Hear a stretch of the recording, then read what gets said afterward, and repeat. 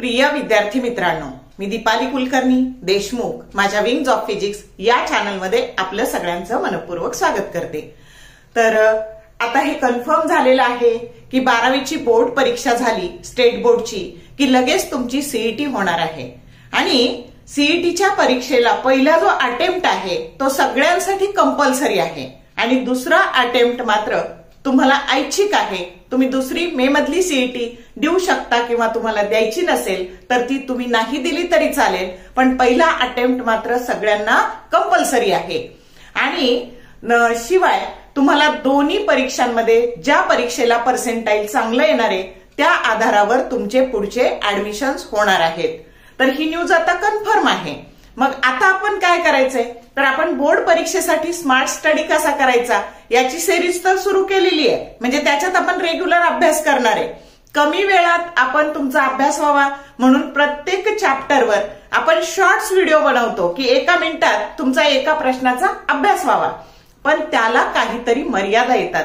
त्याच्यात प्रश्न नीट असा एक्सप्लेन करता येत नाही, कॅमेरा उभा ठेवावा लागतो, त्यामुळे नीटसं दिसत नाही आणि म्हणून ही तुमची अडचण दूर करण्याकरता आणि रेग्युलरच्या अभ्यासाबरोबर तुमचा सीईटीचा पण अभ्यास व्हावा, तसेच रेग्युलरचे सुद्धा प्रॉब्लेम तुम्हाला सोडवता यावे। खूप मुलांना फिजिक्सच्या प्रॉब्लेमची भीती वाटते आणि म्हणून रेग्युलरचे प्रॉब्लेम आहे ना बाळांनो धड्याखालचे ते जसेच्या तसे सीईटीला विचारले जातात।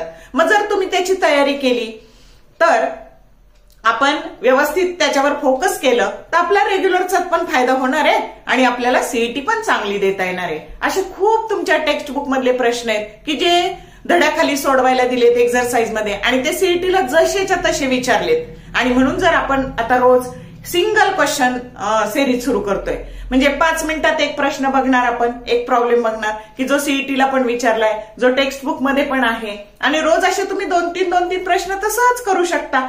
आणि आता आपण मग त्यामुळे तुमचा रेग्युलरचा तर अभ्यास होणारच, पण त्याच्याबरोबर सीईटीचा पण अभ्यास होणार आणि तुमचं पर्सेंटाईल चांगलं येणार। त्याच्यासाठी मी केलेला हा छोटासा प्रयत्न आहे। मग जसं जमल तसं आपण प्रश्न टाकत राहणार आहे। आता जनरली साधारणतः सगळ्यांचा सिलेबस बऱ्यापैकी 10वा-11वा चॅप्टर कॉलेजमध्ये सुरू आहे, तर इलेक्ट्रोस्टॅटिक्स चॅप्टर आपण घेतला।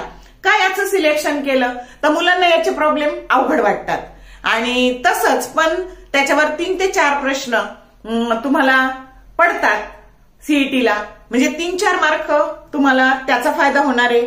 त्यानंतर रेग्युलरला पण याचा तुम्हाला मार्क्स पाडण्यासाठी फायदा होणार आहे आणि म्हणून असा डबल धमाका की रेग्युलरचा पण अभ्यास सीईटीचा पण अभ्यास आणि त्याच्यासाठी आपण त्याला नंबर देणार क्वेश्चन 1, क्वेश्चन 2, क्वेश्चन 3, म्हणजे तुमचं कन्फ्युजन होऊ नये, व्हिडिओ बघताना कन्फ्युजन होऊ नये म्हणून आपण ही सिरीज सुरू करतो आहोत। तर आता तुमचा जो इलेक्ट्रोस्टॅटिक्स चॅप्टर आहे 12वीचा तर त्याच्यामध्ये जो क्वेश्चन नंबर 4 आहे एक्झरसाइज मधला तो ऑलरेडी सीईटी 2021 ला विचारलेला आहे आणि मग तोच प्रश्न आपण बघतो आहोत, म्हणजे तो प्रॉब्लेम पण तुम्हाला सोडवता येईल, त्या कन्सेप्टवर प्रश्न पडला तरी तो तुम्हाला सोडवता येईल। म्हणजे फिजिक्समध्ये ना बाळांनो पाठ करून हा विषय येत नाही, तुमची कन्सेप्ट जर क्लिअर असेल तर व्हॅल्यू फक्त चेंज होतील म्हणून, आणि शॉर्ट व्हिडिओ मध्ये तेवढं वेळ मिळत नाही एक्सप्लेन करायला, म्हणून आपण इथं एकच प्रश्न पाहणार 5 मिनिटाच्या व्हिडिओत आणि कन्सेप्ट पाहणार आणि मग त्यामुळे तुम्हाला बऱ्यापैकी अभ्यासाला काहीतरी दिशा मिळणार। तर म्हणून तुम्ही व्यवस्थित अभ्यासाला लागा आणि त्याचा उपयोग करून घ्या। तर वेळ न घालवता आपण सुरू करू इलेक्ट्रोस्टॅटिक्स चॅप्टरवरचा प्रश्न क्रमांक 4 की जो सीईटी 2021 ला विचारलाय। प्रश्न असा आहे बघा, 3 charges -q, +q and -q are placed at equal distance on straight line. If the potential energy of the system of the 3 charges is 0, then what is the ratio of capital Q as to small q? तर आता तुम्हाला काय दिलंय तर असं ह्या straight line वर 3 charges आहेत बघा, हे अशी स्ट्रेट लाईन आहे आणि याच्यावर 3 चार्जेस आहे, हा आहे -q, हा आहे +q आणि हा आहे -q आणि त्यांच्यातलं अंतर सेम आहे, आपण त्याला x असं म्हणू आणि सिस्टीमची पोटेन्शियल एनर्जी ही 0 दिलेली आहे आणि तुम्हाला Q/Q चा रेशो विचारलेला आहे। प्रॉब्लेम समजला? आता पोटेन्शियल एनर्जी कशी काढतात तर आधी या दोन चार्जेस मधली पोटेन्शियल एनर्जी काढू. तर आता यू ही पोटेन्शियल एनर्जी, ह्या दोन चार्जेसली पोटेन्शियल एनर्जी काढताना 1/4πε0 हा घ्यायचा कॉन्स्टंट. आता इंटू या दोन चार्जेसचा गुणाकार, तो आला -q into capital Q divided by distance x. आता ह्या दोन चार्जेस मधली पोटेन्शियल एनर्जी प्लस 1/4πε0 दोन चार्जेसचा गुणाकार, परत तो आला plus minus q into q divided bye त्यांच्यातलं डिस्टन्स, हे झालं x. आणि आता बघा प्लस, आता हे दोन्ही चार्जेस मायनस म्हणजे मायनस म्हणजे प्लस q², परत कॉन्स्टंट, हा कॉन्स्टंट 1/4πε0 हा झाला कॉन्स्टंट. दोन्ही चार्जेसचा गुणाकार q² आणि त्यातलं अंतर x प्लस x, हे झालं 2x. आता काय झालं तर 1/4πε0 हे कॉमन निघाले आणि आतमध्ये हे मायनस QQ बाय x, परत minus QQ by x plus q² by 2x that is equal to.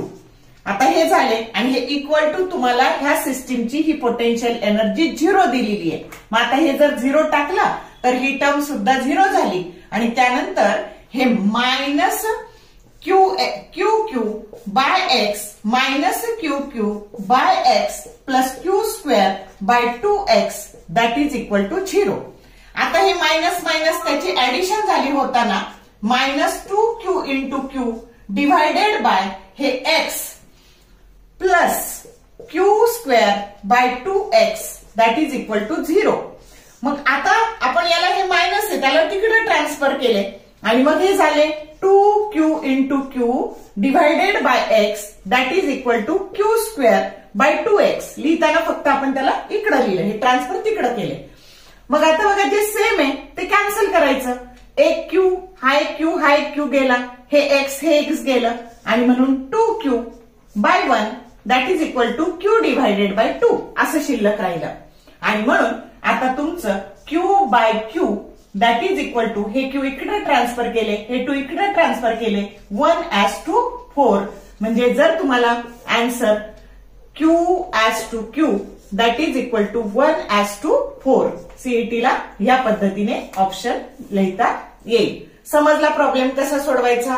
तर हा रेग्युलरला आलेला प्रॉब्लेम आहे आणि सीईटीला मात्र 1 मार्कालाच आलेला आहे. तर सीईटीला सोडवताना काय करायचं तर डायरेक्ट ह्या स्टेपला यायचं. आपल्याला कळतंय की पोटेन्शियल एनर्जी जर 0 असेल तर ही सगळी टर्म काय होऊन जाणार आहे, 0 होऊन जाणार आहे. रेग्युलरला सोडवायला आलं तर या पद्धतीने सोडवायचा.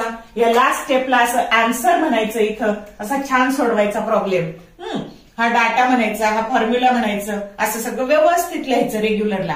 पण सीईटीला मात्र पटापट या दोन्हीचा गुणाकार अंतर, ह्या दोन्हीचा गुणाकार अंतर, ह्या दोन्हीचा गुणाकार अंतर इक्वल टू 0. लगेच पटकन बेरीज करायची तोंडीच, -2qx बाय x आणि मग हे ट्रान्सफर करायचे. असं पटपट सोडवायचं.